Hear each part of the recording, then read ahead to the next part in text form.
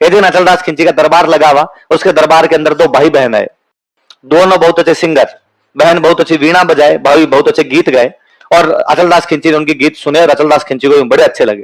और अचलदास खिंची ने उस लड़की को कहा, वो लड़की मारवाड़ से आई थी, उसको कहा कि भाई इतने दिन तक मैंने सुना था कि मारवाड़ की जो महिलाएं होती है वो सुलक्षणा होती है, सब समस्त गुण होते हैं उनमें, आज पहली बार मैं देख रहा हूं कि वाकई तुम कितनी योग्य हो। उस लड़की ने हाथों हाथ कहा कि राजा आपकी बात एकदम सही है, मारवाड़ की लड़कियां वास्तव में 36 गुणों से संपन्न होती है, क्यों ना आप भी एक रानी मारवाड़ से लेकर आओ। अचलदास जी ने कहा क्या बताएं हाले दिल जीव तो खूब करे पर लाला मेवाड़ी लाने दे तब।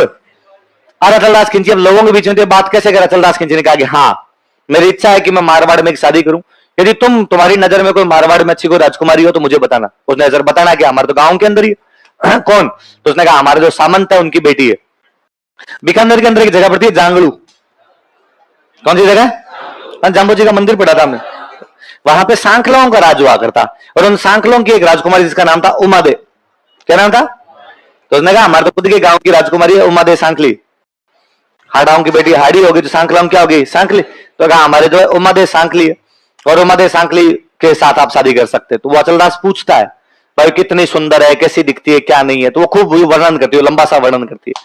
आपने एक गीत सुना हो, मैं मूवी भूल जाता हूं कौन सी मूवी का गीत है, एक लड़की को देखा तो ऐसे लगा, ये लक्ष्मी कुमारी चुंडावत की कहानी है जो मैं सुना रहा हूं आपको। लक्ष्मी कुमारी चुंडावत कहानी 1960 में लिखी हुई, कब लिखी हुई, 1960।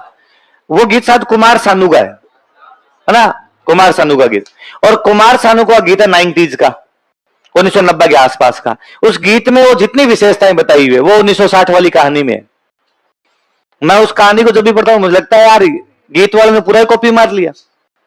और वो एकदम वो उमादे सांखली के बारे में वो लड़की बताती है कि भाई उमादे सांखली को देखते हैं ऐसे लगता है जैसे गुलाब का फूल, जैसे पूनम का चांद है, जैसे कोई सरोवर का हंस है, तो खूब सारा वर्णन करता है।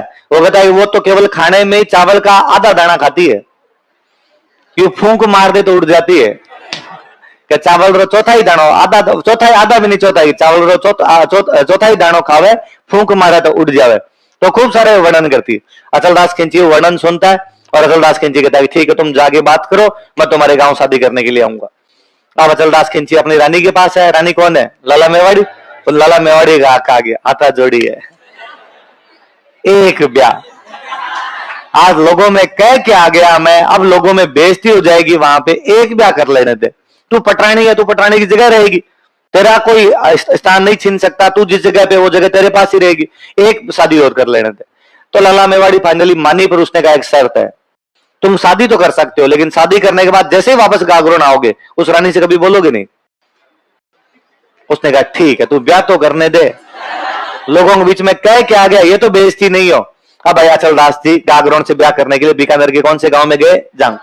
उमादे सांखली के बारे में जितना बताया गया था, उमादे सांखली उससे भी ज्यादा सुंदर थी।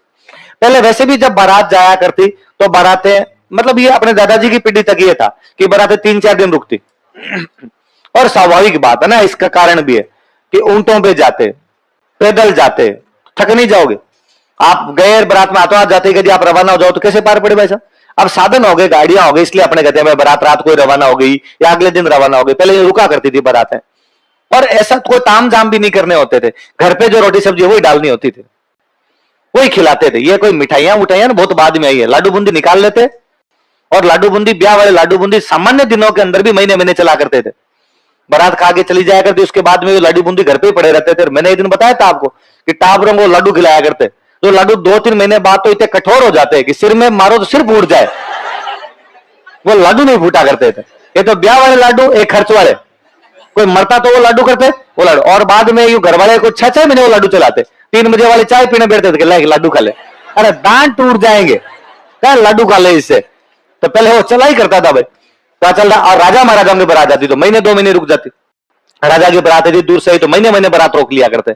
अचलदास खिंची ने अपने बारात रोकी 12 महीने। अचलदास खिंची को पता था कि वापस जाते ही तो बात करने, उसने कहा इधर ही ठीक है अपने अचलदास खिंची जाने का नाम ही नहीं ले। उधर से यार गागरोन में लाला मेवाड़ी ने बैठे, उनको टेंशन हुई भाई इतने दिन हो गए आए नहीं, तो वहां से लेटर भेजते भाई क्या दिक्कत हो गई, रास्ते में कोई लड़ाई हो गई, झगड़ा हो गया, बीमारी से मारी होगी, क्या हुआ, आए क्यों नहीं। पर अचलदास खिंची ने कह रखा था कि गागरों से कोई लेटर आए फाड़ के फेंक देना। फाइनली वहां से एक बंदा भेजा गया, एक पंडित जी भेजे गए कि जाओ पता तो करके आओ। पंडित जी आए अचलदास खिंची के पास, और उन्होंने अचलदास खिंची को आगे कि राजा वापस चलना चाहिए, शादी ब्याह हो गए, और बाहर लोग क्या क्या बातें कर रहे हैं, जब जवाई घर जवाई आगे बैठ गया, जाने का नाम ही नहीं ले रहा। अचलदास ने अभी तो कहा थोड़ा सा टाइम हुआ है। कहा थोड़ा सा, महीने 12 हुए, और दिक्कत क्या तेरे, क्यों नहीं जाना चाहता?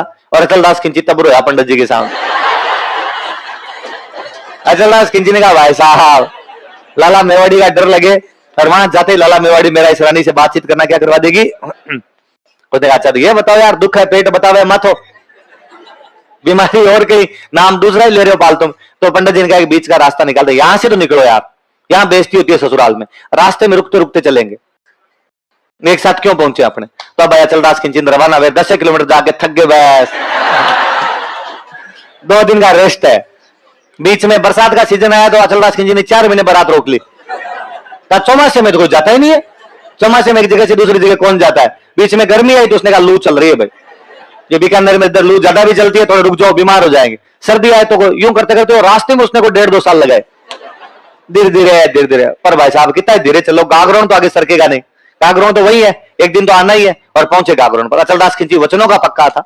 गागरोन पहुंचने के बाद में उसने उमा दे सांकली से कोई बातचीत नहीं की। उमा दे सांकली का अलग से महल बनाया गया, वो अपने महल के अंदर रहती है अपने नौकरानियों के साथ, और अचलदास खिंची लाला मेवाड़ी के साथ अलग महल में रहते हैं। 7 साल बीत गए। कितने साल बीत गए? 7 साल बाद वो लड़की जो रिश्ता करवा के गई थी वो वापस गागरोन आई घूमते घूमते, और वो उमा दे सांकली की सहेली थी, उमा दे सांकली से मिलने गई। और उसने उमा दे सांकली कहा कि बता, इतने बड़े परिवार में तेरा रिश्ता करवाई, इतने बड़े राजा के साथ में सुख भोग रही होगी। उसने कहा कहां, यहां मैं पिंजरे में बंद हूं इसमें, और मैंने यहां मिनख नहीं देखे मेरे नौकरानियों के अलावा। क्यों राजा? तो राजा अपनी दूसरी रानी के साथ रहता है, लाला मेवाड़ी के साथ, वो कभी महल में नहीं आता। और उसने कहा कि ये तो इनके बीच में इस प्रकार की बातचीत थी, शर्त थी इनके बीच में कि भाई यहां आने के बाद कोई बातचीत नहीं करोगे। उस लड़की को बड़ा अजीब फील होता है कि यार मेरी वजह से रिश्ता वाता और ये सब दिक्कत आ गई। उसने कहा ठीक है करते हैं, कोई ना कोई इंतजाम करते हैं। वो बड़ी इंटेलिजेंट लड़की थी, और उसने दूसरे दिन एक खबर फैलाई अपनी नौकरानियों के माध्यम से कि दुनिया में सबसे अच्छा हार जो है वो उमा दे सांकली के पास है। सबसे अच्छा नेकलेस जो हार है वो किसके पास में है? उमा दे। महिलाओं को और किसी चीज से प्यार हो ना हो, गहनों से जो महिलाओं को प्यार होता है। अब लाला मेवाड़ी को ये बड़ा बुरा लगा। लाला मेवाड़ी को लगेगा अच्छा पटरानी मैं, मेवाड़ की राजकुमारी मैं, और अच्छा हार किसके पास में? उमा दे। और उसने अपनी नौकरानियों को भेजा कि जाओ और जाके उमा दे सांकली कहोगे एक बार हार की डिजाइन दिखा दे, कल इससे अच्छा नहीं बना दिया, नाम लाला मेवाड़ी नहीं है। वो नौकरानियां लेने के एक बार आप वाला हार दिखाओ। वो लड़की वहीं बैठी थी, उसने कहा लाला मेवाड़ी को जाके कहो कि हार तो हम एक दिन के लिए दे देंगे, डिजाइन बनवा ले अच्छे से, और उसे एक दिन के लिए अचलदास खिंची हमारे महलों में आना चाहिए। लाला मेवाड़ी जाकर गए, वो करेंगे हार तो दे देंगे पर एक दिन के लिए कौन आना चाहिए? अच्छा उसने कहा डन। तुम तो हार लाओ। तो भाई हार, उस दिन हार ले लिया उसने। अचलदास से खिंची उस दिन जब शाम को आए तो उसने कहा कि भाई वो भी तुम्हारी रानी है, तुम्हें अपने परिवार को संभालना ही चाहिए। तो उसने कहा मैं तुम्हारे चक्कर में नहीं जाता, तुम्हारे साथ मेरी शर्त है, वरना मुझे भी लगता है कि मेरा कर्तव्य है यार, मेरी वो भी पत्नी है। तो उसने कहा कि मैं तुम्हें छुट्टी देती हूँ, तुम वहां जा सकते हो। और अचलदास खिंची उमा दे सांकली के महलों में पधारे। उमा दे सांकली भी क्या राजी भी गीत गाए होंगे उन्होंने, जाने कितने दिनों के बाद गली में आज 24 घंटे का टाइम दिया, 24 घंटे बाद में आर के भाई वापस लेने के लिए आएंगे। 24 घंटे बाद लाला मेवाड़ी ने अपनी नौकरानियां भेजी, और नौकरानियां कहा अचलदास खिंची को लेके आओ। जब अचलदास खिंची वापस जा रहे थे तब वो लड़की वापस बाहर की तरफ बैठी महल के, और उस लड़की ने उन लड़कियों को बोल के कहा, अचलदास खिंची को सुना के कहा कि पोहर भई पकड़ो हुओ। पोहर का मतलब होता है सुबह, है ना, पूरा दिन बीत गया, पहर बीत चुके हैं, पकड़ा मतलब सुबह हो चुकी है। पोहर भई पकड़ो हुओ, बिछड़ न रही है बार, कि अब वापस 24 घंटे बीत चुके, अब किसकी वेला आ गई है? बिछोड़ने की। ला सखी थारो बाल मोर उड़दे मारो हाथ, हे सखियों तुम्हारे इस बालम को तो ले जाओ, लेकिन हमारा हार तो दे के जाओ। हमारा हार लेके गई थी, और उन लड़कियों ने उसको हार वापस दिया। तो अचलदास जी ने पूछा ये क्या बोला तूने? ला सखी थारो बाल मोर उड़दे मारो हार। तो उसने वो हार लेके हाथ में नचाते हुए कहा कि गागरोन का राजा एक हार के बदले में एक रात के लिए खरीदा गया था। और अचलदास जी को बड़ा बुरा लगा, यार बेच दिया, अपना किराया ले लिया मतलब।